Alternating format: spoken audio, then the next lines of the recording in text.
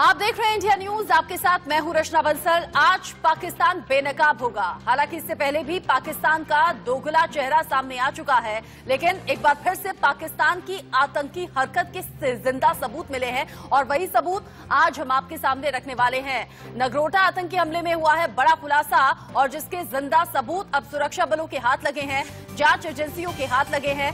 Pakistani handlers के संपर्क में ये सभी आतंकी थे जिन्हें सुरक्षा बलों ने ढेर कर दिया और जो कि आपकी टीवी स्क्रीन पर हम दिखा भी रहे हैं। आतंकियों के चैट मैसेज सामने आए हैं, कैसे पाकिस्तानी हैंडलर के लगातार संपर्क में ये सभी आतंकी थे। आतंकियों के पास से पाकिस्तानी सिम कार्ड बरामद हुआ है, पाकिस्तानी मॉडल का फोन बरामद हुआ है। कोई भी सोशल मीडिया का इस्तेमाल इसमें नहीं हो रहा था, किसी तरह का ऐप नहीं था। बहुत ही ज्यादा सावधानी बरती गई थी ताकि किसी के भी हाथ ना लगे, कोई भी ट्रेस ना कर पाए। लेकिन ये जिंदा सबूत जो कि चीख चीख कर पाकिस्तान के दोगले चेहरे को सामने ला रहे हैं। पाकिस्तान का वो चेहरा जो सामने तो शांति की बात करता है लेकिन पीठ पीछे वार करना जानता है। आतंकियों की घुसपैठ की कोशिश पाकिस्तान की एक बार तरफ से फिर से हो रही थी। हमने जिंदा सबूत आपको दिखाया, इसकी एक एक डिटेल आपके सामने हम रखेंगे। एनकाउंटर की तस्वीरें आपको दिखा देते हैं पहले कि कैसे आखिर 19 नवंबर को पुलवामा पार्ट 2 या फिर कह सकते हैं 26/11 पार्ट 2 की साजिश रची गई थी और इसे नाकाम सुरक्षा बलों ने कर दिया। साथ ही साथ आपको ये भी हम समझाने की कोशिश करेंगे कि इमरान के प्लान को पीएम मोदी ने कैसे बेनकाब किया और कैसे इस बारे में अब सिर्फ भारत नहीं बल्कि पूरी दुनिया पाकिस्तान का सच जान चुकी है। नगरोटा में आतंकियों का एनकाउंटर सुरक्षा बलों के जरिए किया गया। पहले उसे सरेंडर करने के लिए कहा गया लेकिन नहीं हुआ। उधर से फायरिंग हुई, उधर से हमला करने की कोशिश हुई और फिर उसके जवाब में सुरक्षा बलों ने सभी आतंकियों को ढेर कर दिया। ट्रक से ये सभी आतंकी आ रहे थे, घुसपैठ के बाद किसी बड़े हमले की फिराक में थे और उसी के बाद पाकिस्तान एक बार फिर से बेनकाब हुआ है और प्रधानमंत्री नरेंद्र मोदी ने ट्वीट करके भी इस बात की जानकारी दी और बताया कि आतंकी 26/11 जैसा या फिर पुलवामा हमले जैसा आतंकी हमला करने की फिराक में थे, लेकिन सुरक्षा बलों के जरिए, भारतीय सेना की मुस्तैदी के जरिए इन कोशिशों को ना सिर्फ नाकाम किया गया बल्कि सभी आतंकियों को ढेर कर दिया गया। पाकिस्तान ने एक बार फिर से साजिश रची लेकिन उन सभी साजिशों को बेनकाब भी किया गया, नाकाम भी किया गया। ये 3 तस्वीरें हम आपको दिखा रहे हैं। 3 तस्वीरों के जरिए आप समझिएगा, जानिएगा पाकिस्तान का ये पूरा का पूरा काला सच कैसे सामने आया, कैसे सेना ने ऑपरेशन के जरिए सभी आतंकियों को मार गिराया। पहली तस्वीर में आप देख सकते हैं किस तरह से सेना की आतंकियों से मुठभेड़ हुई है। इसी टोल प्लाजा से क्रॉस करते हुए जानकारी मिली ट्रक में आतंकी सवार हैं। जम्मू श्रीनगर हाईवे पर चेकिंग के दौरान आतंकियों ने फायरिंग शुरू कर दी। जब सुरक्षा बलों ने सरेंडर करने के लिए कहा तो फिर फायरिंग हुई और फिर सुरक्षा बलों ने जवाबी कार्रवाई में फायरिंग की। आतंकी बड़ी तैयारी के साथ आए थे, हथियार इनके पास से मिले हैं और साथ ही साथ कई जिंदा सबूत पाकिस्तान के होने का शक यहां पर बता रहे हैं। पाकिस्तान से आतंकी घुसपैठ के जरिए आए थे, इनके तमाम सामानों से भी इस बात की पुष्टि हुई है। ये भी हम आपको आगे बताने वाले हैं। अब अगली तस्वीर में आप देखिएगा सेना ने आतंकियों के साथ पूरे ट्रक को कैसे उड़ा दिया। 4 आतंकियों के मारे जाने की खबर है लेकिन अभी भी पूरे इलाके में सेना का सर्च ऑपरेशन चल रहा है। सेना अभी भी मुस्तैदी से जगह जगह सर्च ऑपरेशन इसलिए चला रही है कि कहीं ऐसा तो नहीं कि सिर्फ 4 आतंकी तो ढेर कर दिए गए लेकिन इनके बाकी साथी कहीं और छिपे हुए हो, किसी और आतंकी साजिश के हमले की फिराक में हो, ऐसा हो सकता है। इसीलिए सुरक्षा बल पूरी मुस्तैदी के साथ, ये देखिए दूसरा जो वीडियो है उसमें आप देख रहे हैं ट्रक के साथ ही 4 आतंकियों को ढेर कर दिया गया, ट्रक उड़ा दिया गया क्योंकि आतंकियों ने सरेंडर करने से इनकार किया था।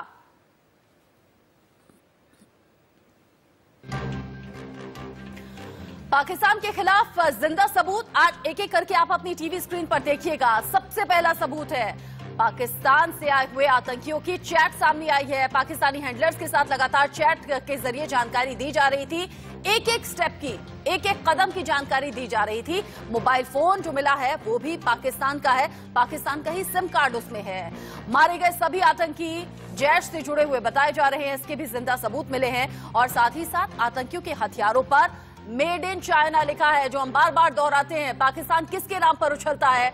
पाकिस्तान को फीड कौन कर रहा है? चीन। और चीन के दम पर ही पाकिस्तान बार बार नापाक साजिशें करने की हिम्मत जुटाता है। कर्ज के बोझ तले भले ही दबा हो, लेकिन फिर भी भारत को नुकसान पहुंचाने की कोई कोशिश जाने नहीं देता पाकिस्तान। साथ ही साथ मसूद के बाद रऊफ लाला को कुछ दिन पहले शकरगढ़ में देखा गया था और यही माना जा रहा है कि सांबा और हीरानगर ये वो तमाम ऐसी जगह है जहां पर रऊफ लाला एक्टिव है और वहीं आतंकियों की घुसपैठ और आतंकियों की ट्रेनिंग की जा रही है।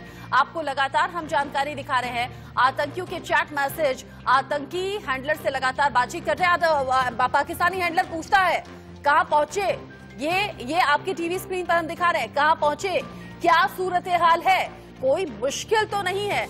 अब इस मैसेज के जरिए आप समझ जाइए कि एक एक कदम की जानकारी ले लेना चाहता था पाकिस्तानी हैंडलर।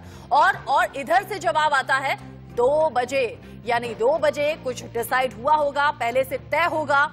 2 बजे किसी टारगेट को हिट करने की बात हो सकती है, 2 बजे कहीं हमला करने की फिराक में हो सकते हैं, 2 बजे या फिर हो सकता है कि कहीं पहुंचने का वक्त का अंदाजा 2 बजे इस मैसेज के जवाब में दिया गया हो। हालांकि लगातार सुरक्षा एजेंसियां एक एक मैसेज को ट्रेस कर रही हैं। एक मोबाइल के मैसेज हम आपको दिखा रहे हैं, लेकिन बाकी मोबाइल्स में जो भी जानकारी मिलेगी उसके बारे में भी हम आपको लगातार जानकारी देंगे। नगरोटा में जैश के 4 आतंकी मारे गए थे, लेकिन आप जान लीजिए कैसे पूरा खुलासा हुआ आतंकियों की चैट का। चारों आतंकी पाकिस्तान में बैठे हैंडलर के संपर्क में थे, एक एक कदम की जानकारी दे रहे थे। आतंकियों के पास से जो मोबाइल फोन मिले हैं, इससे यह खुलासा हुआ है, क्योंकि उसी में चैट मौजूद थे। पाकिस्तान में बना हुआ MD2505, जैसे मैंने कहा पाकिस्तान का सिम कार्ड, पाकिस्तान का ही मॉडल का ये मोबाइल फोन है। यहाँ पर पाकिस्तान के फोन का ही इस्तेमाल हुआ। मोबाइल में पाकिस्तान का सिम कार्ड डाला हुआ था। बरामद मोबाइल हैंडसेट एंड्रॉयड फोन नहीं है, सिंपल फोन का इस्तेमाल किया गया, जिसे ट्रेस करना मुश्किल होता है। मोबाइल में कोई भी ऐप नहीं है, सोशल मीडिया से कोई कनेक्टिविटी नहीं है। मोबाइल में केवल टेक्स्ट मैसेज, जिसे हम इनबॉक्स मैसेज कहते हैं, इनबॉक्स मैसेज का ही इस्तेमाल किया गया है।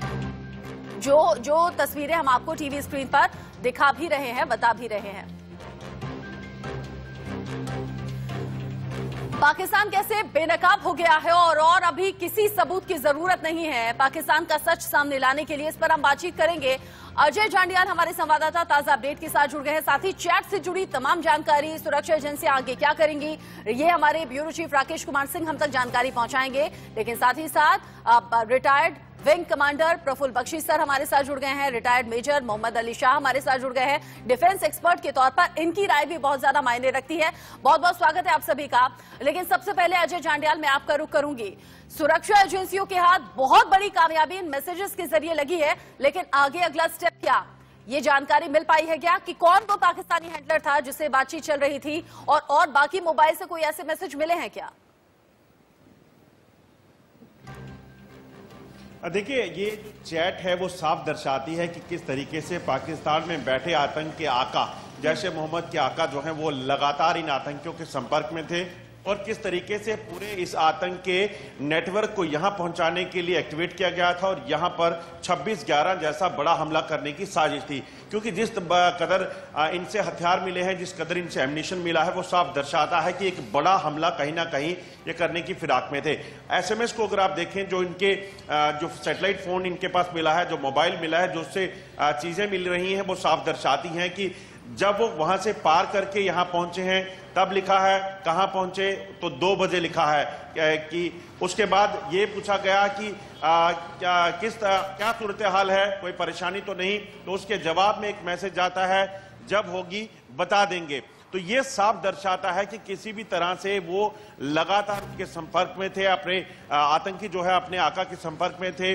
वो चाहे रऊफ लाला जो कि शकरगढ़ में देखा गया था, ये जानकारियां मिल रही हैं, वो अभी भी शकरगढ़ में कैंप किए हुए हैं और वहां पर और बड़े आतंकी जो है वो लगातार सक्रिय है और वहां इंतजार कर रहे हैं घुसपैठ के लिए। तो कहीं ना कहीं यकीनन ये साफ होता है कि पाकिस्तान में बैठे आतंक के जो आका हैं वो लगातार किसी बड़े हमले की फिराक में थे और खुफिया एजेंसियों की ये पहले से इनपुट था कि आईएसआई को खास तौर पे जो है सेना को टास्क दिया गया है कि ज्यादा से ज्यादा आतंकियों को घुसपैठ करवानी है और उसी के बाद ये घुसपैठ की कोशिश होती है। उसके बाद अब जो आपको बताऊं जो जांच चल रही है उसमें डिकोडिंग करने का सिलसिला जारी है। P55 नंबर है जिस पे मैसेज किए गए, अब उस पे ये डिकोडिंग की जा रही कि वो कौन है P55 जिसका नाम है, और उसके बाद यहाँ कौन सा हैंडलर है जो रिसीवर है जिसने यहाँ पर आतंकियों को रिसीव किया और उसके बाद ट्रक में पहुंचाया और वहां से इनको कश्मीर ले जाया जाना था। साथ ही साथ उस गाइड की भी तलाश है जो इन सभी 4 आतंकियों को ट्रक में सवार करके या फिर वहां के बारे में जानकारी दे रहा था। लेकिन बहुत बड़ी जानकारी, क्योंकि मैसेजेस के जरिए ये एक बार फिर से साफ हो गया है कि आतंकी पाकिस्तान की तरफ से ही घुसपैठ करवाए गए थे और लगातार पाकिस्तानी हैंडलर इन आतंकियों के संपर्क में था। राकेश कुमार सिंह ने ये तमाम चैट्स प्रोवाइड कराए हैं और इसी बारे में ज्यादा जानकारी के लिए राकेश का ही मैं रुख कर लेती हूँ। राकेश, ये चैट एक बड़ा सबूत पाकिस्तान के खिलाफ है और ये पहली बार नहीं है कि पाकिस्तान के खिलाफ कोई सबूत हाथ लगा हो जो खुद गवाही दे रहा हो कि पाकिस्तान की तरफ से आतंकियों को न सिर्फ पनाह दी जाती है बल्कि भारत के नुकसान के लिए उनके घुसपैठ की कोशिश भी लगातार होती है। लेकिन अब अगला स्टेप क्या? देखिए रचना, जैसा कि आप जानती हैं अनुच्छेद 370 को खत्म किए जाने के बाद पाकिस्तान की बौखलाहट लगातार बढ़ती रही है और जैसे ही सरकार ने, जो स्थानीय सरकार है जम्मू कश्मीर सरकार ने जो फैसला लिया कि वहां पर डीडीसी के इलेक्शन का, उसको लेकर जो है बौखलाहट पाकिस्तान के खुफिया एजेंसी ISI, पाकिस्तानी सेना और हुक्मरान ये बौखलाए हुए हैं। जिस तरह से मैंने ये जिक्र किया था, मैं सिलसिलेवार जिक्र करूंगा, जो कि इस जांच से जुड़े हुए जो अधिकारी हैं उन्होंने ITV नेटवर्क को साफ तौर पर बताया है। कल उन्होंने बताया था कि जैश के आतंकवादी रात में शंकरगढ़ से दाखिल हुए थे और ये पहाड़ी वाले नालों के रास्ते सांबा और हीरानगर के बीच नेशनल हाईवे पर पहुंचे और ट्रक में तड़के करीब 3 बजे के आसपास बैठे और इन आतंकियों के पाकिस्तान के सियालकोट स्थित लॉन्च पैड से मदद की गई। यहाँ उनका हैंडलर मोहम्मद रऊफ था। रऊफ सियालकोट के जैश मॉड्यूल का सरगना है और पुलिस को आतंकियों से बरामद मोबाइल के कुछ नंबर मिले हैं, उनकी जांच की जा रही है। जहां तक जो मैसेज की बात है, जिस तरह से ITV नेटवर्क के हाथ एक्सक्लूसिव जो बातें पता चली है, उससे साफ है कि जैश का सरगना यानी मौलाना मसूद अजहर अपने भाई रऊफ को साफ तौर पर ये इसकी कमान सौंपी थी कि किस तरह से कश्मीर घाटी में DDC इलेक्शन के पहले बड़ा हमला करना है और उसको लेकर ये रणनीतिक रूप से पूरी फैसला तैयार किया गया था। और शंकरगढ़ में जो जैश का हैंडलर है उसको वहां पर कई दिनों से देखा गया था। बख्शी सर, पाकिस्तान बार बार बेनकाब होता है, पाकिस्तान की अपनी हालत पतली है, वो कोरोना से लड़ नहीं पाया, भुखमरी खत्म कर नहीं पाया, आर्थिक तंगी झेल रहा है, तमाम कर्ज के तले दबा हुआ है। ऐसे में क्या सबसे बड़ी वजह यही है कि आतंक इतना ज्यादा फल फूल रहा है और इमरान खान कुछ कर नहीं पा रहे? देखिए, आतंक फल फूल रहा है क्योंकि ये उनकी ओरिजिनल एक्टिविटी थी और आतंक इतनी किस कदर आतंक का ऑर्गेनाइजेशन है, इस कदर पाकिस्तान में तगड़ा हो गया है कि अब आर्मी भी कुछ नहीं कर पाएगी। आर्मी में भी फैक्शन बन गए हैं, वो भी नहीं रोक सकते, प्राइम मिनिस्टर भी नहीं रोक सकते। इनको इस्लामिक हेल्प बाहर से आ रही है, ISIS की हेल्प आ रही है, ये हेल्पलेस हैं। अब ये इस्लाम, रेडिकल इस्लाम के हाथ बिक चुके हैं।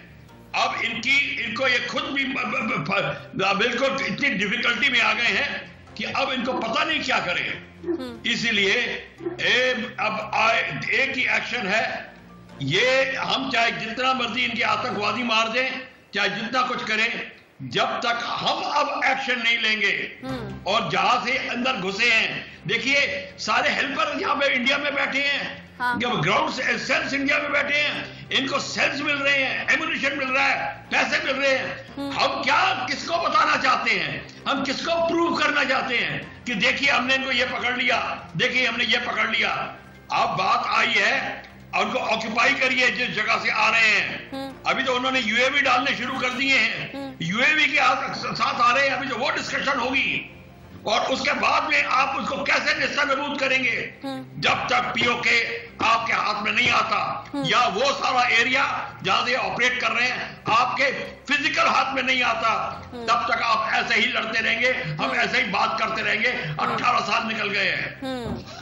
लेकिन लगातार ये जो चैट्स हम दिखा रहे हैं ना, ये बहुत बड़ा सबूत पाकिस्तान के खिलाफ है और ये सबूत बार बार पाकिस्तान के खिलाफ सामने आते हैं। मेजर शाह, इन चैट्स को देखकर समझ में आता है कि ठीक वैसे जैसे 26/11 ठीक 12 साल पहले की बात मुझे याद आ रही है, जब आतंकी लगातार इसी तरीके से पाकिस्तानी हैंडलर्स के साथ फोन में संपर्क पर थे, एक एक स्टेप की जानकारी थी, उस दौरान भी इसी तरह की जानकारी मिली थी। मतलब साफ है कि 26/11 जैसा या फिर पुलवामा जैसा अटैक करने की साजिश में ये आतंकी यहाँ घुसे थे और बहुत बड़ा हमला करने की फिराक में थे। वो तो शुक्र है सुरक्षा बलों की मुस्तैदी के चलते नाकाम कर दिया गया। बिल्कुल सही फरमाया आपने। देखिए, कश्मीर में डीडीसी डिस्ट्रिक्ट डेवलपमेंट काउंसिल के इलेक्शन होने वाले हैं 28 नवंबर से 22 दिसंबर तक। तो 22 दिसंबर को डिक्लेयर हो जाएगी और ये लोग जरूर डेफिनेटली 100% किसी बड़े इरादे के साथ अंदर घुस बैठे थे। और ये बात बार बार सामने आ रही है कि रऊफ लाला जो जैश ए मोहम्मद कमांडर के भाई हैं और वहां से मौलाना मसूद अजहर, तो इन्होंने करवाया था और ये बड़ी किसी साजिश को अंजाम देने वाले थे। लेकिन हमारी सुरक्षा इतनी अलर्ट थी, इन्होंने मौके में इनको पकड़ लिया और वहां पे इनको कर दिया। मैं आपको एक वाकया बताता हूँ 2003 का।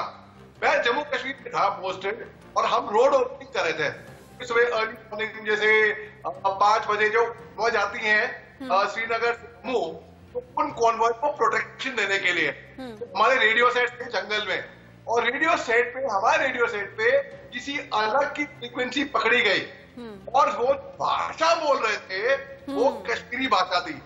तो वो कह रहे थे जनाब वहां पे कांटे लगे हुए हैं, जनाब आप सही सलामत पहुंच गए। और इस तरीके से वो हमारी फौज की फ्रीक्वेंसी नहीं थी। तो हमको बोला भाई ये फ्रीक्वेंसी आ रही है, ये कहां से आ रही है, जरा मालूम करें जरा। तो हमने करने की कोशिश करी, तो लोगों ने नहीं हो सकता है कि जम्मू कश्मीर पुलिस बात करती हो, वो भी जनाब करके बात करती है, लेकिन ना, ये फ्रीक्वेंसी थी आतंकवादियों की जो हमने इंटरसेप्ट करी थी। और क्योंकि हमने इंटरसेप्ट करी, हम पिन पॉइंट लोकेशन तक पहुंच के हमने एक बहुत ही कामयाब ऑपरेशन वहां पे लॉन्च किया था, जो कि बहुत कामयाबी हुआ था उस। तो ऐसे हमने कई बार हमारे हाथ सुराग लगे हैं। अभी सबूत की जरूरत नहीं है, अभी सबूत की जरूरत नहीं है कि भाई अगर हम फर्ज करें बोले सबूत दो कि हमने कल रात को खाना खाया था या सुबह नाश्ता खाया था, सबूत, ये तो ऑब्वियस बातें है ना, इसका कुछ चाहिए ही नहीं है कुछ भी। तो उसी तरीके, ठीक उसी तरीके से पाकिस्तान जो है उग्रवाद को बढ़ावा दे रहा है और वो कर्जे में डूबा हुआ है। उनके पास पैसे नहीं है। अमेरिका ने सपोर्ट विड्रॉ कर दिया है। प्रेसिडेंट ट्रंप का कहना है हम इनको पैसे दें और ये अफगानिस्तान में हमारी फौज को जाके शहीद करें। ये कोरोना से डर के लड़ रहा है, इसके पास वैक्सीन खुद तो कंगाली के आंसू रो रहा है, लेकिन हमेशा इस फिराक में रहता है कि कैसे हिंदुस्तान का नुकसान कर दे। लेकिन बार बार मुंह की खानी पड़ती है, फिर भी पाकिस्तान है कि सुधरता नहीं। अब लगातार आप रहिएगा हमारे साथ। इस बीच बड़ी खबर दर्शकों को देना जरूरी है, जो कि सूत्रों के हवाले से खबर आ रही है। अब जैश के चारों आतंकी पंचायती चुनावों के दौरान एक बड़ा धमाका करना चाहते थे। ये बड़ी खबर है। इस आतंकी हमले के बाद प्रधानमंत्री नरेंद्र मोदी ने एक हाई लेवल मीटिंग भी बुलाई है। इस बैठक में विदेश मंत्री एस जयशंकर, एनएसए अजीत डोभाल, खुफिया एजेंसियों के मुखिया के अलावा आर्मी चीफ एमएम नरवणे भी शामिल हुए हैं। ऐसी खबरें हैं कि पाकिस्तान के खिलाफ भारत कुछ बड़ा प्लान कर रहा है।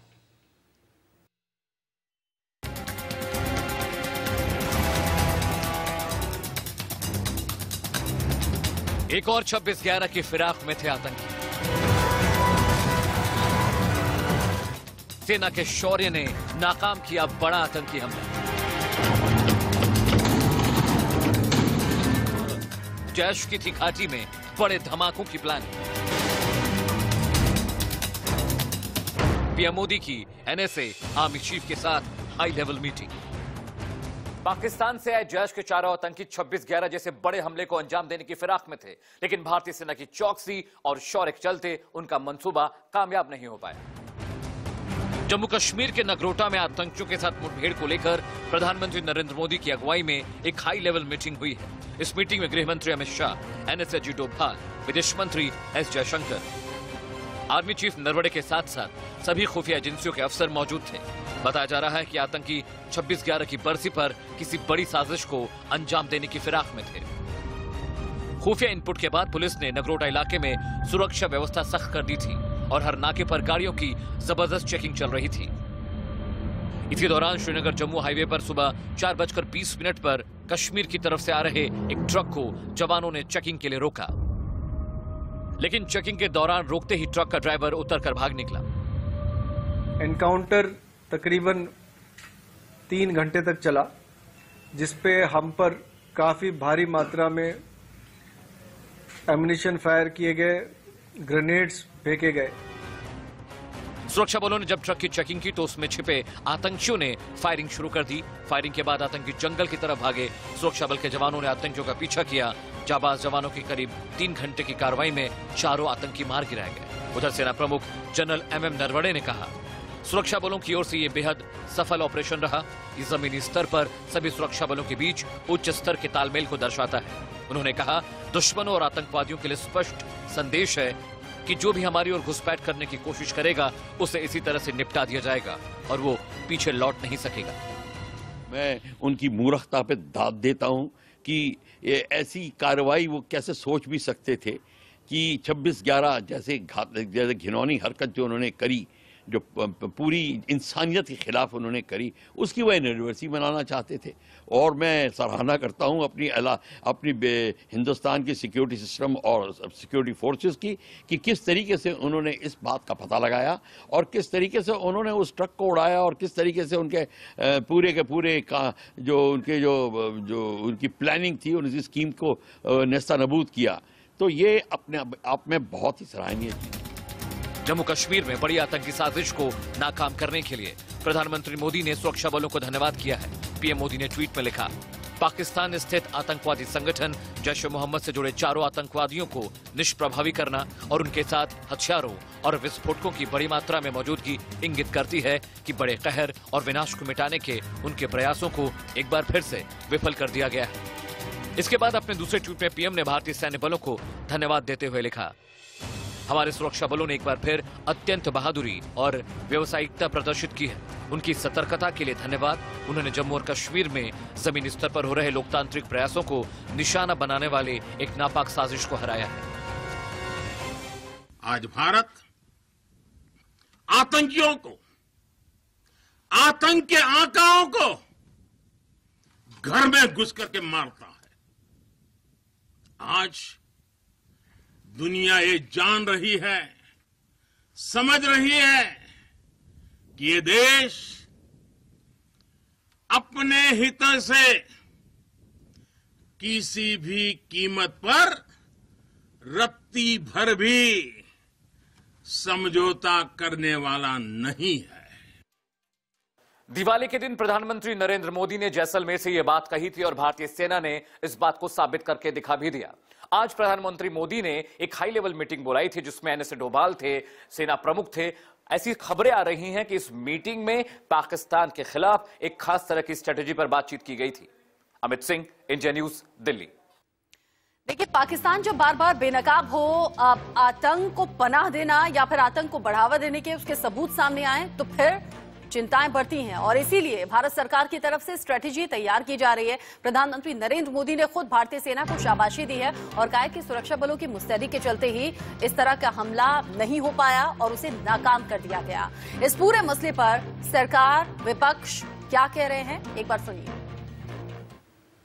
26/11 जो मुंबई अटैक था, उसकी एनिवर्सरी पर वो कुछ बड़ा हंगामा इंसिडेंट करना चाहते थे और ये फाइल कर दिया गया, उसको असफल कर दिया गया इस तरह के बड़े अटैक को। तो अब जम्मू कश्मीर क्षेत्र पूरी तरह से आर्मी के हवाले में है। यूनियन टेरिटरी है जो केंद्र सरकार के सीधे हाथ में है और अब वहाँ से टेररिस्ट का आगमन, टेररिस्ट वहाँ कहाँ से घुसते हैं, क्या है, इसके ऊपर जरा कठोरता से कार्रवाई होनी चाहिए ताकि ये सिलसिला बंद हो, हमेशा के लिए बंद हो जाए। तो ये कोशिश पाकिस्तान की तरफ से ये है कि किस तरीके से चुनावों के अंदर व्यवधान पैदा किया जाए। और मैं बधाई देता हूं जे.एंड.के पुलिस को और सैन्य बलों को कि उन्होंने बड़े मुस्तैदी से, बहुत अच्छे तरीके से ऑपरेशन को अंजाम दिया। एक सबक भी उन्होंने भेज दिया पाकिस्तान को कि हम पूरी तरह से तैयार हैं, अगर आपने किसी को भेजा और वो किसी गलती से आ गया तो बचकर नहीं जाएगा। पाकिस्तान को उसी के अंदाज में जवाब देते भी आए हैं भारतीय सैनिक, और आगे भी इसी तरीके के जवाब देने की तैयारी को लेकर ही अब ये हाई लेवल मीटिंग भी हुई है। अब किस अंदाज में पाकिस्तान को जवाब दिया जाएगा ये आने वाले वक्त में हमें और आपको मालूम होगा। लेकिन बड़ी खबर नगरोटा मामले से जुड़ी हुई, जिसमें मारे गए आतंकियों के फोन से बड़ा खुलासा हुआ है। पाकिस्तानी कंपनी से बना हुआ रेडियो मोबाइल था ये। सरहद पार से ये आतंकी आए थे और वहां अपने आकाओं के लगातार संपर्क में थे। और सबसे बड़ी बात ये, मोबाइल से चैट के जरिए खुलासा हुआ है, एक एक कदम की जानकारी दी जा रही थी। आतंकियों के जूतों पर लिखा हुआ था Karachi, wireless set, GPS device, ये तमाम चीजें इनके पास से मिली हैं, जिससे कि पल पल की जानकारी, पल पल का मूवमेंट वहां बैठे इनके पाकिस्तानी आका जान सके, समझ सके, और एक एक कदम की जानकारी दी जा रही थी। कोई परेशानी तो नहीं, कोई मुश्किल तो नहीं, आगे क्या तैयारी है, कितने बजे तक पहुंचना है, ये सब जानकारी चैट के जरिए दी जा रही थी। जूतों पर कराची लिखा था, पाकिस्तानी मॉडल का ये फोन, पाकिस्तानी सिम कार्ड, और क्या सबूत चाहिए आपको बताएंगे। पाकिस्तान की साजिश के कुछ और सबूत भी सामने आए हैं, जो एक एक करके आप जान लीजिए। आतंक के सबूत लाइव है। पाकिस्तानी कंपनी माइक्रो इलेक्ट्रॉनिक्स का ये मोबाइल है। मोबाइल रेडियो पर पाकिस्तान से लगातार संदेश पाए जा रहे थे, उन मैसेजेस का जवाब दिया जा रहा था। आतंकियों के जूतों पर कराची लिखा हुआ था।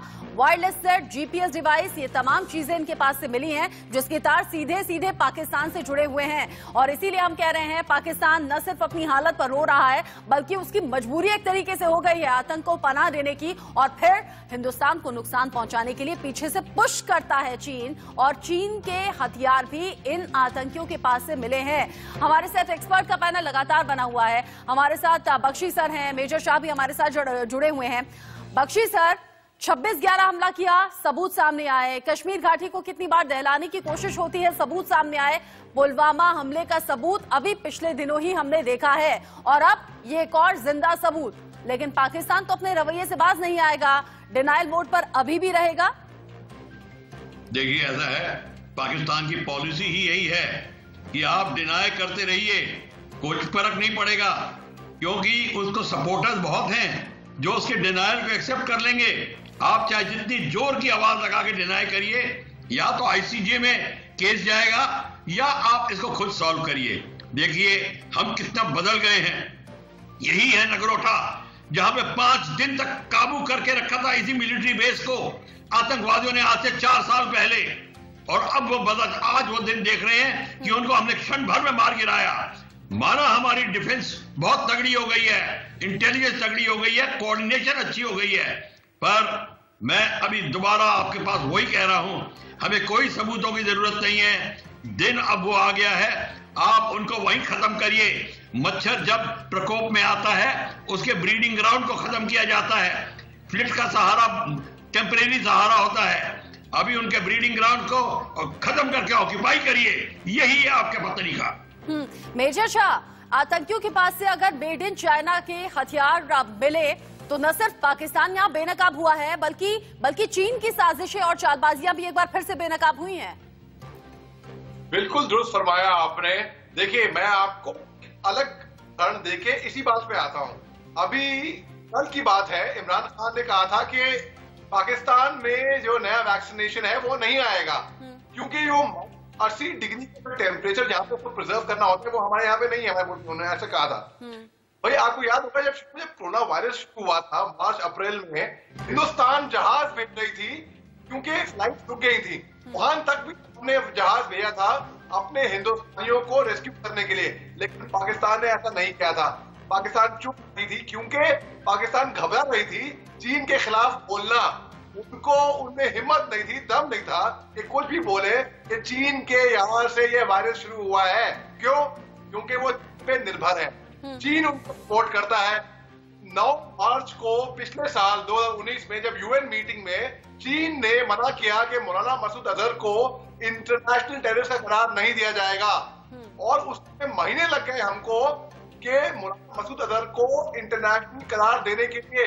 हालांकि उनके पास रेड नोटिस है, इंटरपोल नोटिस है, पूरा सब कुछ है। जैसे कि अभी हम बोले कि अभी हम कुर्सी पे बैठे हुए हैं, हमको कोई सबूत की जरूरत नहीं है कि कुर्सी ही है वो, स्टेटिंग दी ऑब्वियस। तो सबको मालूम है कि पाकिस्तान जो है वो टेररिज्म को बढ़ावा दे रहा है और उनके पास खूब पैसे हैं यूएई पे भेजने के लिए, एरियल रखी करने के लिए, हथियार गिराने के लिए, टेररिज्म पे खर्च करने के लिए। उनके पास पैसे नहीं है लोगों की जान, आवाम की जान बचाने के लिए, कोविड वैक्सीन लाने के लिए।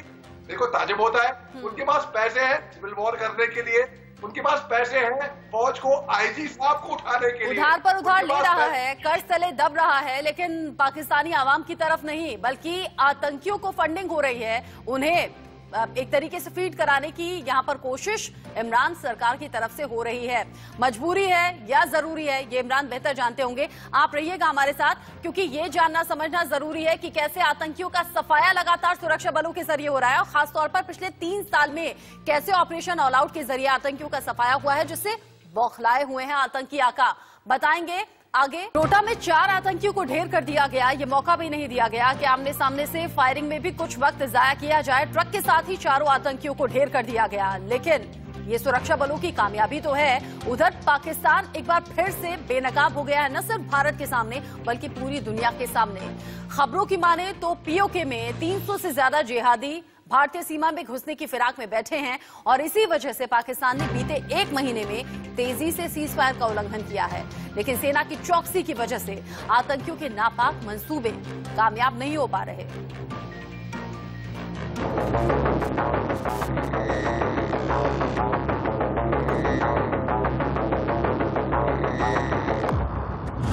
घाटी में आतंकी हमलों के पीछे मसूद अजहर। मसूद का भाई रऊफ है हमले का मास्टरमाइंड।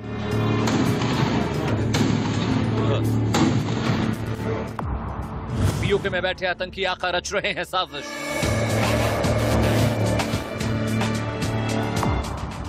सामा सेक्टर के पास देखा गया था रऊफ लाला। अभी बात पुख्ता हो चुकी है कि एनकाउंटर में मारे गए 4 आतंकियों का ताल्लुक जैश ए मोहम्मद से था। ये 4 आतंकी डिस्ट्रिक्ट डेवलपमेंट काउंसिल के चुनाव के दौरान बड़े हमले की फिराक में थे। इसकी साजिश पाकिस्तान में बैठे जैश सरगना मसूद अजहर के भाई रऊफ लाला ने रची थी। 4 ने मंगलवार की रात भारत पाकिस्तान अंतर्राष्ट्रीय सीमा से घुसपैठ की थी। जिस प्रकार का असला और बारूद इन आतंकियों से मिला है, उससे लगता है कि ये कोई बहुत बड़ा प्लान बनाकर आए थे। 11 AK-47 राइफल्स, सैटेलाइट फोन्स और उसके अलावा बाकी असला साफ जाहिर करता है कि इनका मंसूबा कुछ बहुत ही ऊंचा करने का था। सूत्रों के मुताबिक रऊफ कुछ दिनों से जम्मू के सामा और हीरानगर सेक्टर के उस पार पाकिस्तान के शक्करगढ़ इलाके में देखा गया था। उसने इसी साल 31 जनवरी को ऐसी घुसपैठ कराने और मुठभेड़ के पीछे का मास्टरमाइंड था। तब भी सुरक्षा बलों ने आतंकियों को बन टोल प्लाजा के पास घेर कर मार गिराया था। जम्मू कश्मीर में आतंकवादियों की घुसपैठ कराना पाकिस्तान के लिए काफी मुश्किल होता जा रहा है, और खास करके उनका जो लोकल सपोर्ट सिस्टम उन्होंने जो डेवलप किया था और जिनके साथ है वो आतंकवादियों को हथियार और आर्थिक सहायता पहुंचाते थे, वो सारे भी अब हमारे इंटेलिजेंस और सुरक्षा बलों ने खत्म कर दिए हैं। तो पाकिस्तान ना तो घुसपैठ कराने में सक्षम हो पा रहा है, ना ही वो वहां पर उनको लोकल सपोर्ट देने की उनमें हिम्मत बची हुई है। दरअसल तमाम कोशिशों के बाद भी सेना और बीएसएफ की चौकसी के चलते पाकिस्तानी सेना और आतंकी मिलकर घाटी में किसी बड़ी वारदात को अंजाम नहीं दे पा रहे हैं, और इसी बात को लेकर पाकिस्तान के आतंकी संगठन बौखलाए हुए हैं। बीते कुछ वक्त से ही सेना ने घाटी में टॉप आतंकी कमांडर्स को ढेर किया है। मसलन बुरहान वानी 8 जुलाई 2016, जाकिर मूसा 23 मई 2019, रियाज नायकू 6 मई 2020, फारूक अहमद 29 मार्च 2019 और डॉक्टर सैफुल्लाह 1 नवंबर। बीते कुछ दिनों से पाकिस्तान की ओर से लगातार सीज़फायर का उल्लंघन किया जा रहा है। पाकिस्तानी सेना इस ताक में थी कि फायरिंग की आड़ में आतंकी घुसपैठ को अंजाम दिया जाए, और हुआ भी वैसा ही। फिलहाल आर्मी घाटी के अलग अलग इलाकों में कॉम्बिंग ऑपरेशन कर रही है, क्योंकि ऐसे इनपुट भी मिले हैं कि कुछ और आतंकी घाटी में घुसपैठ की कोशिश कर रहे हैं। Ajay Tanda, India news, Jammu.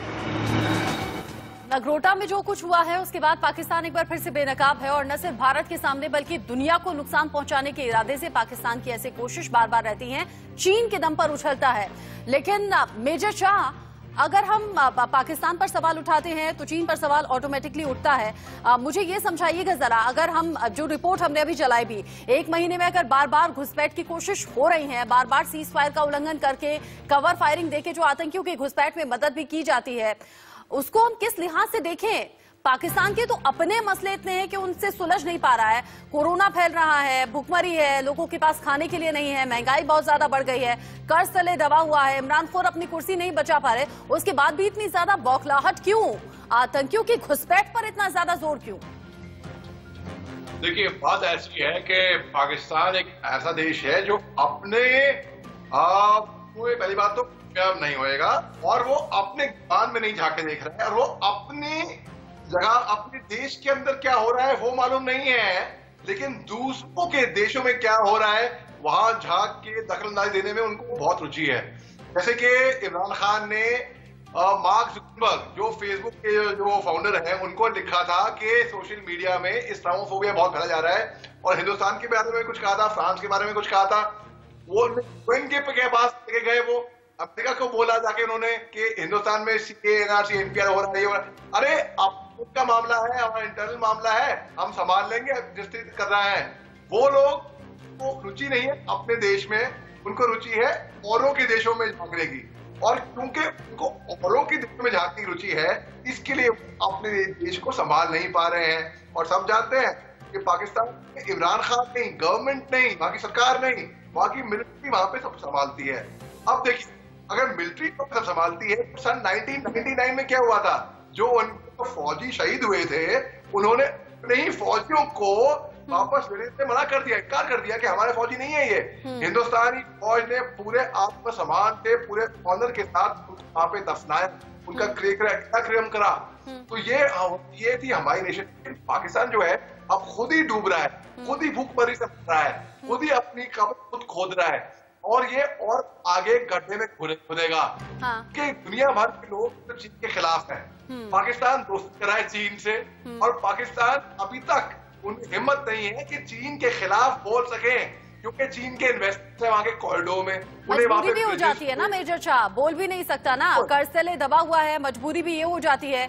लेकिन बख्शी सर, जो पाकिस्तान की हरकतें लगातार चल रही हैं, उसको देखकर क्या कुछ समझा जाए? क्योंकि लगातार पाकिस्तान इस कोशिश में रहता है कि भारत का किस तरीके से नुकसान पहुंचा दे, अपने गिरेबान में झांक कर देखता नहीं। लेकिन पिछले दिनों ही हमने देखा था, जब हमारे अफसर समेत जवान शहीद हो गए थे, हमारे भारतीय सेना की कार्रवाई में वहां एक के बाद एक बंकर ढेर हो गए, 11 सैनिक वहां ढेर हो गए। फिर पाकिस्तानी मीडिया में उछाला जाता है कि हिंदुस्तान ने हमारा नुकसान पहुंचा दिया। लेकिन हम तो बार बार ये संदेश देते हैं, दुश्मनी में हम आगे नहीं आएंगे, दोस्ती खूब निभाएंगे, लेकिन अगर आंख उठाकर देखा तो फिर जवाब देना जानते हैं। देखिए, बिल्कुल ठीक बात है, ये इंडिया का स्टैंड है, बट पाकिस्तान ने अपने स्टैंड पे अड़ी है, वे पिछले 18 साल से कर रहा है। और तो कम मैंने अभी आपको बताया, इसी नगरोटा के ऊपर उसने कब्जा करके रखा था 5 दिन 5 रात। तो ये पाकिस्तान ने अपनी कार्रवाई निरंतर जारी करी हुई है, उसने वो नहीं छोड़, क्योंकि यही कर सकता है और कुछ नहीं कर सकता। आप आर्मी के प्रेशर के अंडर में है, और चाइनीज ने उनको कहा हुआ है कि आप इनकी फोर्सेस को ऑक्यूपाई करके रखिए।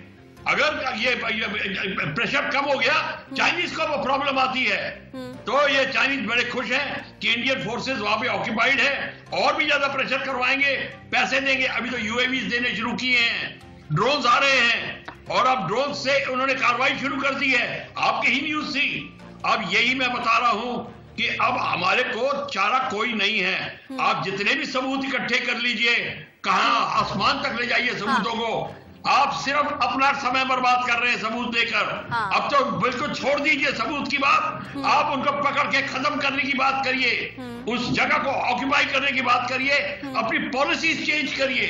अगर आपने पॉलिसी चेंज नहीं करी और घड़ी घड़ी आप ये करते रह गए कि हाँ हम बात करेंगे, ये करें, तो आप अपनी आइडेंटिटी को कम कर रहे हैं, अपने स्टेटस कम कर रहे हैं, अपनी आपके लोग पूछ रहे हैं आपसे कि भाई हो गई सबूत की बात। मैं इशारा समझ रही हूँ आपका, आप शायद ये इशारा कर रहे हैं कि एक और सर्जिकल स्ट्राइक की जरूरत है, घुसकर मारने की जरूरत है। लेकिन दर्शकों के लिए जानना जरूरी है कि कैसे भारतीय सेना लगातार मुस्तैद रहती है और कैसे भारत में घुसपैठ की फिराक में 300 से ज्यादा आतंकी है, लेकिन इन्हीं आतंकियों की घुसपैठ को लगातार नाकाम कर रही है भारतीय सेना।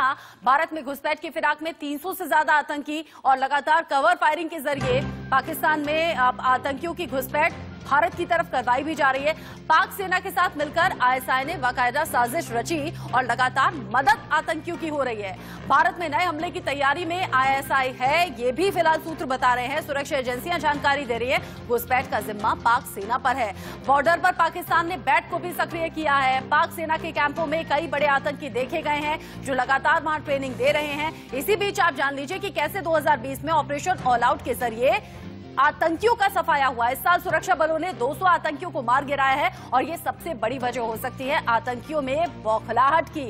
पिछले साल के मुकाबले 43 दहशतगर्द ज्यादा ढेर हुए हैं, मतलब पिछले साल जो कार्रवाई हुई थी उससे ज्यादा ही सुरक्षा बल एक्टिव मोड में है। इस बार दक्षिण कश्मीर में कुल 138 एनकाउंटर भी हुए हैं और यही बौखलाहट बार बार आतंकियों की बढ़ रही है। शोपिया में 49 और पुलवामा में 49 दहशतगर्द ढेर हुए। मारे गए आतंकियों में सबसे ज्यादा हिजबुल मुजाहिदीन के हैं। और जिस बात का जिक्र अजय जांडियाल और मेजर शाह भी कर रहे थे कि रऊफ लाला लगातार आतंकियों को ट्रेनिंग दे भी रहा है, भारत को नुकसान के लिहाज से आतंकियों की घुसपैठ पर भी लगाम लगाने की कोशिश कर रहा है, आतंकियों को घुसपैठ में मदद करवाने की कोशिश कर रहा है। मेजर शाह, दक्षिण कश्मीर में पहले आतंकी बहुत सक्रिय होते थे, ऑपरेशन ऑल आउट के बाद बौखला गए, आतंकियों का सफाया हुआ, अब उत्तरी कश्मीर की तरफ जा रहे हैं। लेकिन क्या ये सबसे बड़ी वजह है कि आतंकी बौखलाए हुए हैं, कि उन्हें छेड़ कैसे दिया, उनका सफाया कैसे हुआ और इसीलिए बार बार आतंकी हमले करने की कोशिश हो रही है?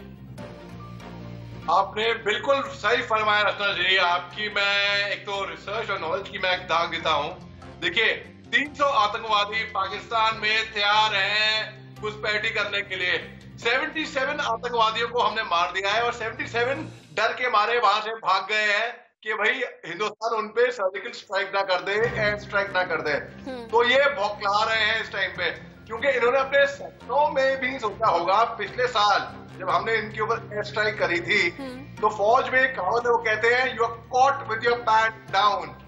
जब आपको उम्मीद नहीं होती तो आप पलट पे आप मार खाते हैं। और ये हमारे इस टाइम पे क्योंकि हमारा जो इंटेलिजेंस नेटवर्क है एक तो वो बहुत तगड़ा है, हम टेक्नोलॉजी के मामले में भी हम आगे जा रहे हैं, हमारी फौज और जो आंकड़े भी बता रहे हैं मेजर शाह कि पिछले साल के मुकाबले इस साल में ज्यादा आतंकियों का सफाया हुआ है। हो सकता है कि 26/11 के दौरान उतना ज्यादा एक्टिव मोड में हम नहीं थे, पुलवामा हमला हो गया, लेकिन अब इस तरह के हर हमले को नाकाम किया जा रहा है, जो कि सुरक्षा बलों की मुस्तैदी साफ बता भी रहा है। बहुत बहुत शुक्रिया बख्शी सर, मेजर शाह हमारे साथ जुड़ने के लिए और इस बातचीत के लिए। लगातार पाकिस्तान को आंखें तरेड़ने की आदत है, लेकिन भारतीय सेना भी मुंहतोड़ जवाब देना जानती है। अगर नहीं सुधरे तो घर में घुसकर मारेंगे, मार भी चुके हैं।